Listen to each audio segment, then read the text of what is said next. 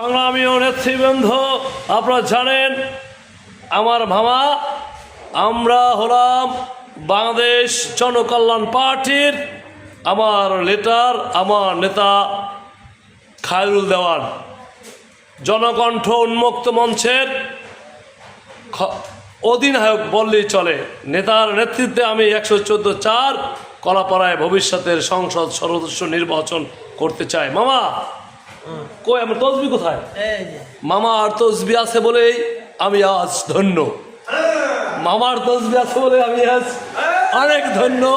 মামা আমাকে সামনের সংসদ সদস্য নির্বাচনে পাঠিয়ে দেবেন মানুষের পাশে। মামা আমার নেতা, বাংলাদেশের মঞ্চ কাঁপানো শাহবাগ চত্বরের খলনায়ক খায়রুল দেওয়ান।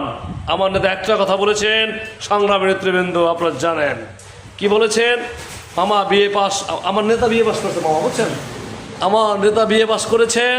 নেতার ভাই 2টা অস্ট্রেলিয়া থাকে, একটা ভাই জার্মান থাকেন, 2 চাচা সচিব ছিলেন, বড় বাবা আমার নেতার বাবা ছিলেন সরকারের উপর লেভেলের কর্মকর্তা। আমার নেতার পক্ষে আপনারা এগিয়ে যাবেন। আর আমার নেতা আমাকে আশ্বাস দিয়েছেন আপনি 114-4 কলাপাড়া উপজেলায় এই জনকল্যাণ পার্টির এমপি প্রার্থী। মামা কিছু বলেন আমার ভবিষ্যতের বাণী নিয়ে। যদি ভাগ্যে থাকে তাহলে তো হওয়া যাবে। নির্বাচন করার জন্য, এমপি নির্বাচন করার জন্য ইমরান খানের সহযোগিতা করা যাবে। দেশবাসী